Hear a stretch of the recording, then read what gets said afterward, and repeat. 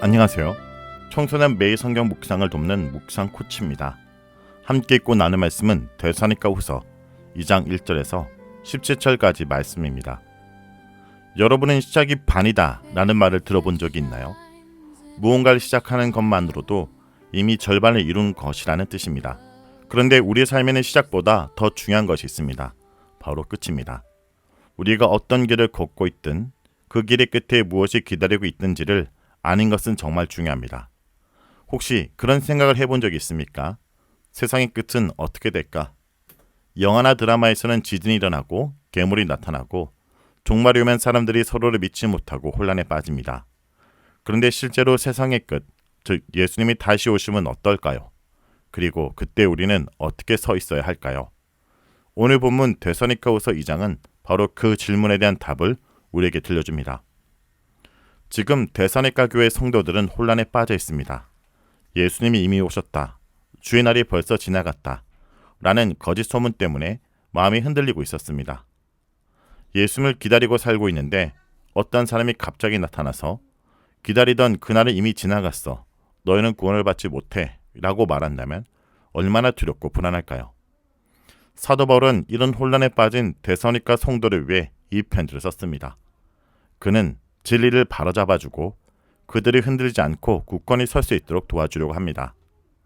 오늘 우리는 이 말씀을 통해 세상의 끝이 아니라 하나님 나라 끝을 바라보는 법을 배울 수 있습니다.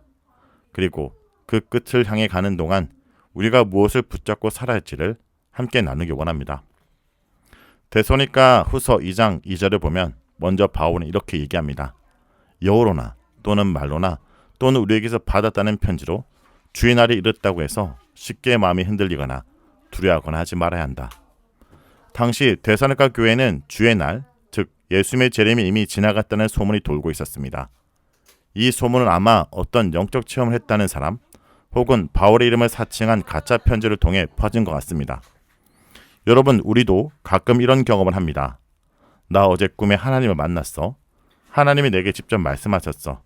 하는 친구의 말에 괜히 마음이 쏠리거나 혹은 유튜브나 SNS에서 종말이 코앞이다. 모든 재산을 팔아라. 같은 자극적 영상이 마음을 흔들 때가 있습니다. 데살로니가 성도들의 마음이 딱 그랬을 것입니다. 바울은 이런 혼란을 잠재우기 위해 아주 중요한 진실을 말해줍니다. 3절에 누가 어떻게 하여도 너희가 미혹되지 말라. 먼저 배교하는 일이 있고 저 불법의 사람 곧 멸망의 아들이 나타나기 전에는 그날이 이르지 아니하리라. 이 말씀은 예수님의 재림 전에 두 가지 일이 반드시 일어난다는 것입니다. 첫째는 배교하는 일, 즉 믿음을 버리는 일이 많이 일어날 것이고 둘째는 불법의 사람이 나타난다는 것입니다. 이 불법의 사람은 멸망의 아들, 즉 적그리스도를 의미합니다. 이 존재는 어떤 사람일까요? 4절은 아주 자세하게 설명되어 있습니다. 그는 대적하는 자라 신이라고 불리는 모든 것과 숭배함을 받는 것에 대항하여 그 위에 자기를 높이고 하나님의 성전에 앉아 자기를 하나님이라고 내세우니라. 이 사람은 스스로를 하나님이라 부르며 하나님의 자리에 앉으려고 합니다. 온갖 기적과 능력과 거짓 이적을 행하며 사람들을 현혹합니다. 마치 사탄의 대리인처럼 활동하는 것입니다. 오늘날 우리도 이런 불법의 사람과 비슷한 존재들이 많이 있습니다. 바로 이단과 사이비 종교의 교주들입니다. 그들은 자신을 재림주라 부르거나 성경 말씀을 왜곡해서 자신들을 추종하도록 만듭니다. 그들은 대단한 능력을 보여주는 것처럼 보이지만 사실은 사탄의 활동에 따른 거짓 기적일 뿐입니다. 왜 사람들이 이런 거짓말에 속을까요? 10절과 12절에 보면 그 이유가 명확하게 드러납니다. 이는 그들이 진리의 사랑을 받지 아니하여 구원함을 받지 못함이라. 진리를 믿지 않고 불의를 좋아하는 모든 자들로 하여금 심판을 받게 하려 하심이라. 여기서 중요한 단어는 바로 진리의 사랑입니다. 이단에 빠진 사람들은 단순히 속아서만 빠지는 것이 아닙니다. 그들은 진리를 사랑하지 않았기 때문에 거짓에 빠지는 것입니다. 즉 하나님 말씀 자체를 깊이 사랑하고 배우려는 마음이 없으니 달콤하고 자극적인 거짓말에 쉽게 넘어가는 것입니다. 인생의 가장 큰 비극은 우리가 하나님을 잃는 것이 아니라 하나님을 진정으로 사랑하지 않는 것입니다. 데살로니가 성도들 중에도 재림의 소식에 흔들린 이들은 사실 말씀 자체보다는 눈에 보이는 현상이나 달콤한 약속에 더 마음을 빼앗겼을지도 모릅니다. 여러분, 진리를 사랑하지 않으면 거짓에 취약해집니다. 세상의 수많은 정보와 유혹 속에 흔들리지 않으려면 말씀이라는 진리의 닷을 내리고 그 진리를 사랑하는 마음을 키워야 합니다. 사도 바울은 이제 앞서 무서운 종말의 이야기에 이어 위로와 소망의 메시지를 전합니다. 13절부터 이제 말씀은 마치 불안에 떨고 있는 아이에게 괜찮아, 아버지가 너를 꼭 붙들고 있어 라고 말하는 것과 같습니다. 바울은 데살로니가 성도들에게 너희가 바로 하나님께 택함 받은 자라고 상기시켜줍니다. 여러분, 이 말씀은 우리에게 큰 위로가 됩니다. 우리는 거저 우연히 태어난 존재가 아니라 하나님께서 영원 전부터 알고 계시고 사랑하셔서 특별히 선택하신 존재라는 것입니다. 바울은 구원의 두 가지 중요한 기둥을 얘기합니다. 성령의 거룩하게 하심과 진리를 믿음으로입니다. 먼저 성령의 거룩하게 하심은 우리를 죄로부터 구별시키고 예수님을 닮아가게 하는 성령님의 사역을 말합니다. 이것은 우리가 스스로 해낼 수 있는 것이 아닙니다.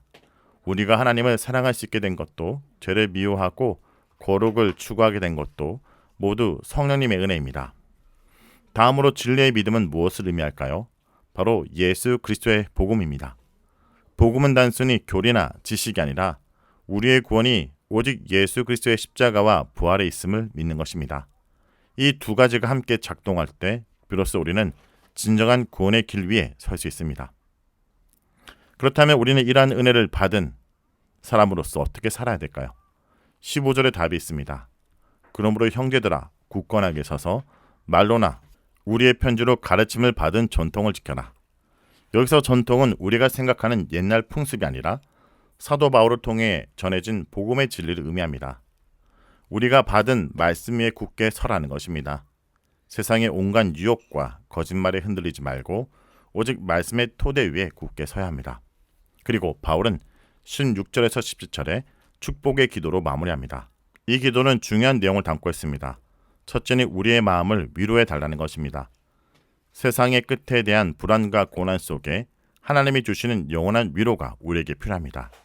둘째, 모든 선한 일과 말에 굳건하게 해달라는 기도입니다. 이것은 믿음으로 끝나는 것이 아니라 그 믿음이 삶의 열매로 나타내기를 바라는 간절한 기도입니다. 여러분, 데살로니가 교회는 서로에 대한 사랑과 믿음이 있는 공동체였습니다. 하지만 거짓 소문 하나에 흔들렸습니다. 사도 바울은 이들에게 편지를 써서 다시금 굳건하게 세워줍니다. 우리의 신앙도 마찬가지입니다. 혼자서는 넘어지기 쉽습니다. 여러분 옆에 있는 친구 혹은 믿음의 선배, 공동체 내 리더들과 함께 신앙생활을 해야 합니다. 힘들고 지칠 때 서로 기도해주고 넘어졌을 때 일으켜 세워주는 공동체가 있을 때 우리는 다시 일어설 수 있습니다. 오늘 말씀을 놓고 기도하겠습니다. 주님, 오늘 말씀을 통해 주님 다시 오실 날의 영광을 바라보게 하심을 감사드립니다. 세상의 수많은 거짓과 유혹 속에서 우리의 마음이 흔들 때가 많았습니다. 주님, 우리가 진리의 사랑을 잃어버리지 않도록 도와주옵소서. 매일매일 말씀을 사랑하고 묵상하는 훈련을 통해 우리의 믿음이 굳건한 반석 위에 세워지게 하여 주옵소서. 눈에 보이는 화려함에 마음을 빼앗기지 않고 보이지 않는 하나님의 영광을 추구하는 삶을 살게 하여 주옵소서. 우리의 작은 말 한마디, 행동 하나하나가 하나님을 기쁘시게 하는 선한 열매가 되게 하여 주옵소서. 예수의 이름으로 기도합니다. 아멘.